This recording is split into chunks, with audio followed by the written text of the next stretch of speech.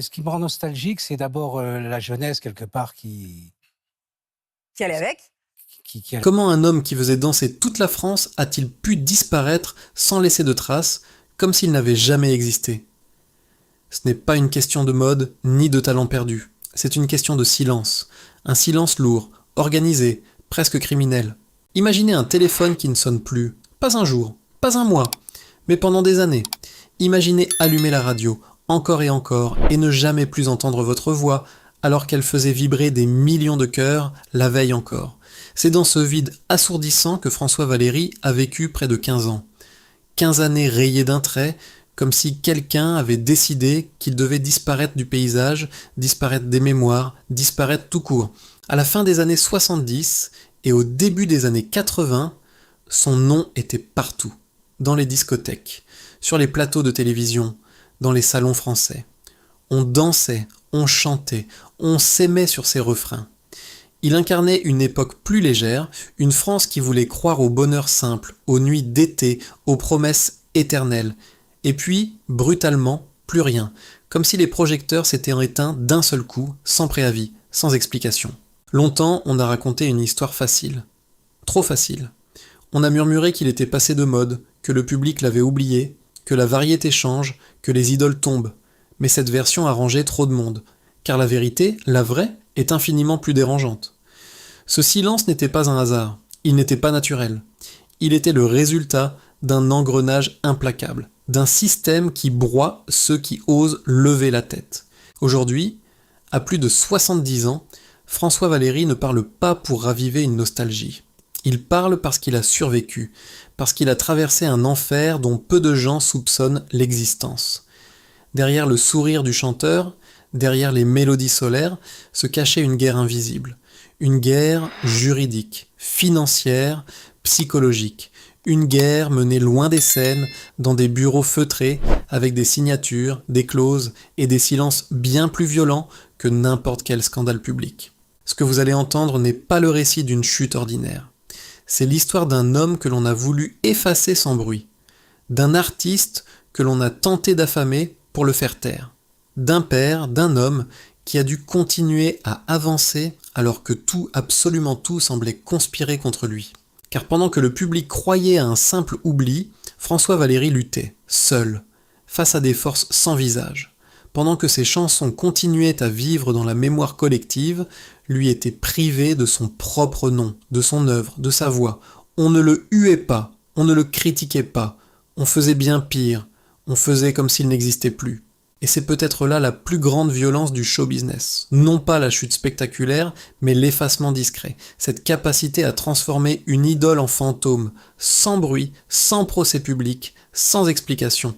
Un silence soigneusement entretenu jusqu'à ce que plus personne n'ose poser de questions, mais chaque silence cache une vérité. Et chaque vérité finit toujours par chercher une issue, pour comprendre comment un tel effacement a été possible. Pour saisir l'ampleur de ce qui a été perdu, il faut revenir au moment précis où tout a commencé.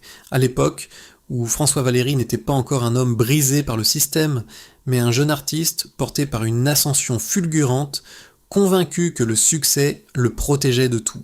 Avant le silence, il y a eu l'éclat. Un éclat presque insolent, rapide, irrésistible. Pour comprendre la violence de la chute, il faut mesurer la hauteur vertigineuse de l'ascension, car François Valéry n'est pas arrivé doucement dans le paysage musical français. Il y a débarqué comme une évidence, comme si son époque l'attendait depuis toujours. Nous sommes au milieu des années 70. La France sort à peine des secousses de mai 68. Le pays aspire à autre chose, à la légèreté, à l'amour, à des chansons qui parlent au cœur plutôt qu'aux barricades. Dans ce contexte précis, presque historique, un jeune homme timide mais déterminé choisit de changer de nom. Un détail en apparence, un tournant en réalité, car ce nouveau nom va devenir une promesse, un sésame, presque un talisman. Dès les premiers sous-titres, le public répond. Fort, très fort. Les radios s'emballent, les ventes explosent. Sa voix est reconnaissable entre mille, ses mélodies s'installant dans les têtes, dans les corps. On danse sur ses chansons, on les fredonne en voiture, on les associe aux premiers amours, aux vacances, aux étés sans fin, François Valéry devient rapidement plus qu'un chanteur. Il devient une bande-son de la vie quotidienne. Puis vient le moment où tout s'accélère. Les années 80 s'ouvrent comme un âge d'or. Les plateaux de télévision s'arrachent par sa présence. Les salles se remplissent. Les disques d'or s'accumulent. Et surtout, il y a ces chansons qui traversent les décennies. Emmanuel n'est pas qu'un tube. C'est un hymne. Une chanson qui unit les générations, qui fait tomber les barrières entre la variété et l'émotion pure. À partir de là, il n'est plus simplement populaire, il est incontournable, et comme souvent à cette époque, le succès appelle le succès. En 1981, un duo va sceller définitivement son statut d'icône. Une rencontre presque cinématographique avec la jeune actrice que toute la France adore. Leur chanson devient un phénomène culturel. Elle ne passe pas seulement à la radio, elle s'imprime dans la mémoire collective. François Valéry entre alors dans une catégorie rare, celle des artistes qui définissent une époque. L'argent coule à flot, les voitures de sport, les villas, les soirées mondaines font désormais partie du décor. Mais plus encore que le confort matériel, c'est le sentiment d'invincibilité qui s'installe. Tout semble possible. Composer, produire, écrire pour les autres. Le monde artistique s'ouvre comme un terrain de jeu sans limite. Il est respecté, envié, admiré. On l'appelle, on le consulte, on lui promet l'avenir. À la fin des années 80, il est au sommet. Un roi soleil de la variété française. Chaque apparition est un événement. Chaque nouveau projet est attendu. Et comme beaucoup d'artistes à ce niveau, il croit alors à une chose dangereuse, que le succès protège de tout, que la gloire est un bouclier, que l'on ne tombe pas quand on est aimé de tous. Mais ce que personne ne lui a jamais appris, c'est que le danger ne vient pas toujours de l'extérieur visible. Parfois, il se cache dans les coulisses, dans les sourires trop polis, dans les contrats présentés comme des cadeaux, dans les promesses qui brillent plus fort que la réalité. Car c'est précisément au moment où François Valéry pense avoir conquis sa liberté artistique qu'il s'approche, sans le savoir, du piège le plus redoutable de sa carrière. Celui qui ne fait pas de bruit, celui qui ne laisse aucune trace immédiate, celui qui transforme la réussite en condamnation différée. À ce stade de sa carrière, François Valéry croit enfin toucher ce que tout artiste recherche sans toujours oser le nommer, la liberté. La liberté de créer, de produire, de décider, la liberté de ne plus dépendre des humeurs d'un programmateur ou des tendances capricieuses du marché. Nous sommes à la fin des années 80, une période où l'industrie musicale change de visage. Les majors deviennent des empires, les artistes des actifs, et les contrats des labyrinthes juridiques. En 1989, une proposition arrive. Sur le papier, elle a tout d'un aboutissement. Un partenariat avec l'un des géants mondiaux du disque, des promesses de diffusion internationale, une puissance de frappe marketing inégalée. On lui parle d'indépendance artistique, de respect, d'ambition commune, on lui fait miroiter l'entrée dans une cour réservée aux grands. À ce moment précis, refuser semble absurde. Qui dirait non à une telle opportunité après tant d'années de succès et de travail acharné? Il signe, un geste simple, une signature, quelques pages, rien de spectaculaire. Pas de musique dramatique, pas de projecteur. Et pourtant, c'est à cet instant que la trajectoire bascule, car ce document n'est pas un simple contrat de distribution, c'est un piège sophistiqué, un de ces accords que l'on appelle, dans le jargon juridique, un contrat léonin. Un contrat où l'équilibre est une illusion, où l'artiste donne plus qu'il ne reçoit, souvent sans en mesurer les conséquences immédiates. Très vite, les premières tensions apparaissent, des clauses floues, des interprétations divergentes, des droits de production contestés, ce qui devait être une collaboration devient une confrontation.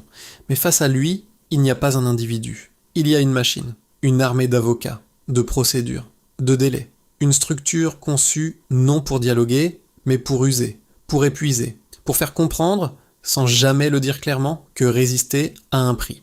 Le choc est brutal. Les flux financiers se figent, les royalties sont gelées, les comptes se bloquent. Du jour au lendemain, l'homme qui remplissait les salles se retrouve étranglé économiquement. Ce n'est pas une censure visible. Personne ne lui interdit officiellement de chanter. On fait bien mieux que cela, on l'affame, on le prive des moyens de se défendre, on le laisse s'épuiser dans une bataille où chaque courrier recommandé devient une épreuve, chaque audience un combat inégal. Ce qui rend cette période si destructrice, ce n'est pas seulement l'argent, c'est l'injustice. Le sentiment d'être piégé dans un système qui ne reconnaît plus l'humain derrière l'artiste. On le fait passer pour un fauteur de troubles, un paranoïaque, quelqu'un qui ne comprend pas les règles du jeu, mais quelles règles? Celles qui permettent à une multinationale de bloquer une carrière entière sans jamais monter sur scène? Les années passent. Le conflit s'enlise. 10 ans, 12 ans, une éternité. Le temps devient une arme. Plus la procédure dure, plus l'usure psychologique s'installe. Car comment créer quand chaque note vous rappelle ce que l'on vous a confisqué? Comment avancer quand votre propre œuvre vous échappe? À ce moment-là, François Valéry comprend une chose essentielle. Ce combat ne concerne plus seulement sa musique. Il concerne son nom, son identité, son droit d'exister en tant qu'artiste libre. Mais la machine, elle, ne recule pas. Elle attend. Elle sait que beaucoup abandonnent avant la fin. Et pendant que cette guerre silencieuse se déroule dans les tribunaux, une autre bataille commence à l'extérieur. Une bataille plus sournoise encore, celle de la survie quotidienne. Car quand l'argent disparaît et que le soutien s'évapore, il ne reste plus qu'un homme face à ses choix, face à ses peurs. La chute ne fait pas de bruit, elle ne s'annonce pas, elle s'installe, lentement, cruellement. Pour François Valéry, elle commence le jour où les chiffres ne s'additionnent plus, où les factures s'empilent, où l'on comprend que la gloire ne protège de rien. Quand l'argent est coupé, ce n'est pas seulement un confort qui s'effondre, c'est une vie entière qui vacille. Les comptes sont bloqués, les rentrées d'argent inexistantes. Les procédures juridiques, elles, continuent de coûter. Chaque avocat, chaque audience, chaque courrier recommandé est une dépense de plus. Il faut tenir, payer, survivre. Alors, comme beaucoup avant lui, il commence à vendre. D'abord ce qui brille, les voitures, les résidences secondaires, des symboles, des illusions. Mais très vite, il faut aller plus loin, beaucoup plus loin. Le moment le plus douloureux arrive sans prévenir. Il faut se séparer des instruments, des guitares, celles avec lesquelles il a composé, créé, rêvé. Ce n'est pas une simple vente, c'est une amputation. Chaque instrument qui quitte la maison emporte avec lui un fragment d'identité. Un souvenir, une victoire passée. Ce jour-là, il ne vend pas du bois et des cordes.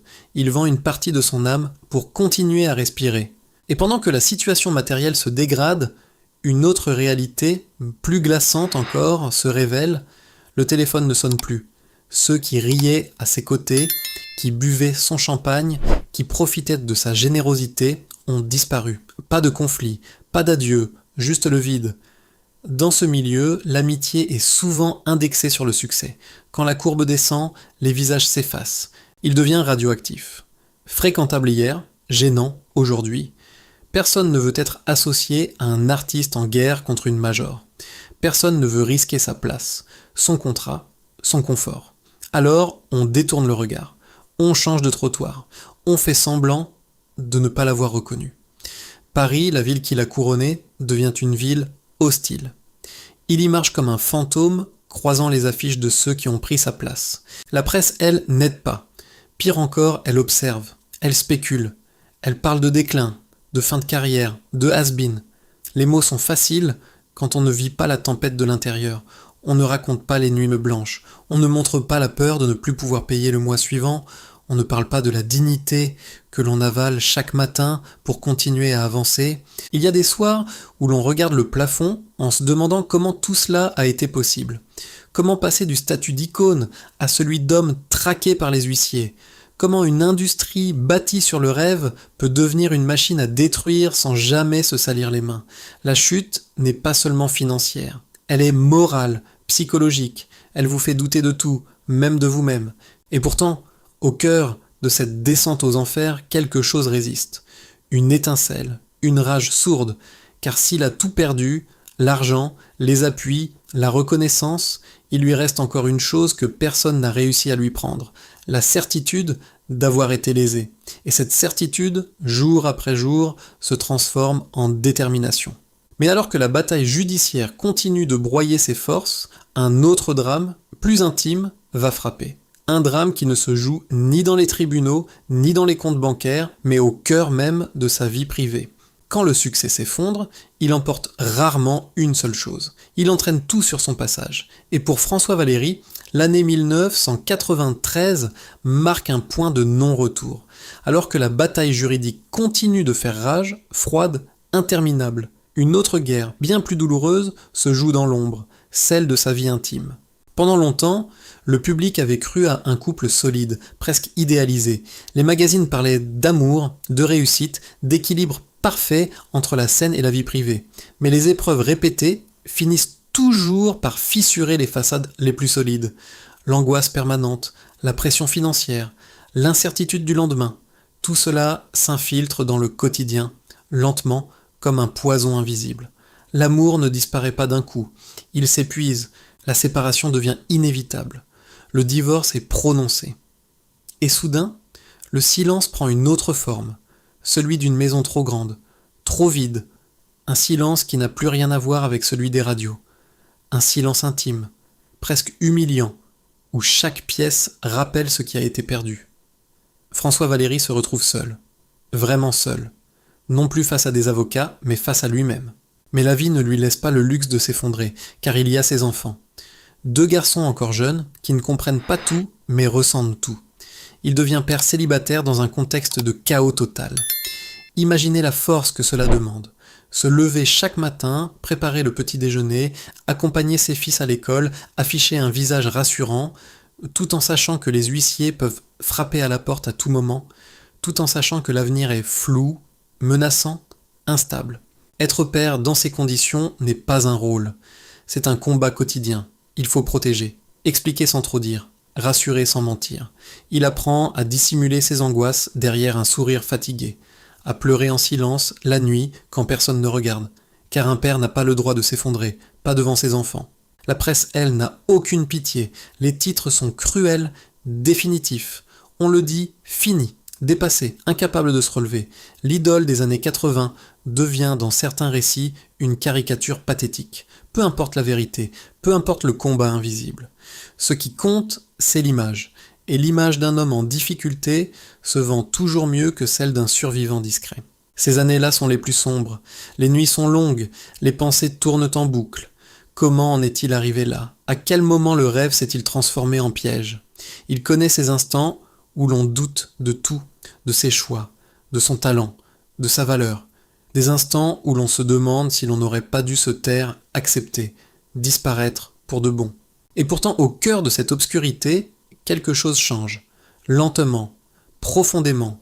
À force d'être acculé, François Valéry comprend qu'il n'a plus rien à perdre. Plus de réputation à sauver, plus d'image à protéger. Cette prise de conscience est violente, mais libératrice. Car quand on n'a plus rien à défendre, on peut enfin se battre sans peur. Il cesse d'attendre la compassion. Il cesse d'espérer un miracle. Il se redresse. Non pas par orgueil, mais par nécessité. Pour ses enfants, pour lui-même. Pour cette part de dignité qu'il refuse de laisser écraser. Ce n'est plus seulement une affaire de contrat ou d'argent. C'est une question de survie morale, de vérité. Dans le silence des nuits sans sommeil, une décision mûrit. Il ira jusqu'au bout, peu importe le temps, peu importe le prix. Il ne laissera pas cette histoire se terminer dans l'oubli, car ce qu'on lui a pris n'est pas seulement une carrière, c'est le droit fondamental d'être reconnu pour ce qu'il est.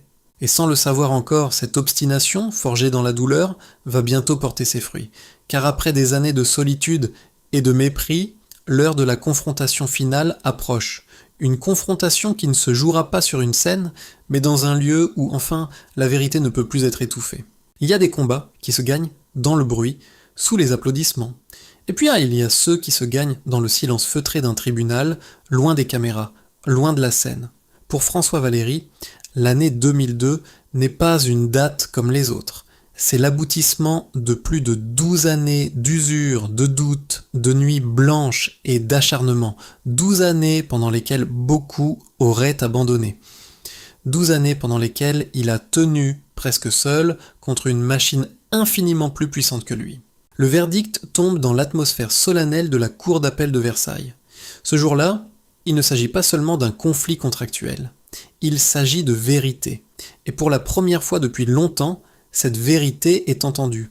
La justice reconnaît ce que l'artiste dénonçait depuis des années. Il a été spolié, bloqué, injustement traité. Face à lui, un géant de l'industrie musicale doit s'incliner. David n'a pas seulement résisté à Goliath, il a gagné. Ce moment est un séisme silencieux dans le monde du show business, car ce genre de victoire est rare, très rare. Elle prouve que le système n'est pas invincible, qu'un artiste, même isolé, peut faire plier une multinationale s'il refuse de se taire. Ce jour-là, François Valéry ne récupère pas seulement des droits, il récupère son nom, son œuvre, son honneur, tout ce qu'on avait tenté de lui confisquer sans bruit. Mais contrairement à ce que certains auraient main pu imaginer, il ne cherche pas la vengeance, il ne règle pas de compte public, il parle, simplement, il brise l'omerta, il explique ses contrats léonins, ces mécanismes qui transforment les créateurs en prisonniers de leur propre succès. Il met des mots sur ce que tant d'artistes vivent sans jamais oser le dire. Et soudain, son histoire dépasse son cas personnel. Elle devient un symbole. Le regard du public change. Ceux qui le croyaient fini découvrent un homme debout, marqué, mais intact dans l'essentiel. Il ne revient pas comme une idole des années 80, cherchant à revivre sa gloire passée, il revient comme un homme libre, un survivant, quelqu'un qui a payé le prix fort pour pouvoir se regarder dans un miroir sans baisser les yeux. Quand il remonte sur scène, aujourd'hui, les applaudissements n'ont plus la même saveur. Ce ne sont plus seulement des cris d'admiration, ce sont des marques de respect.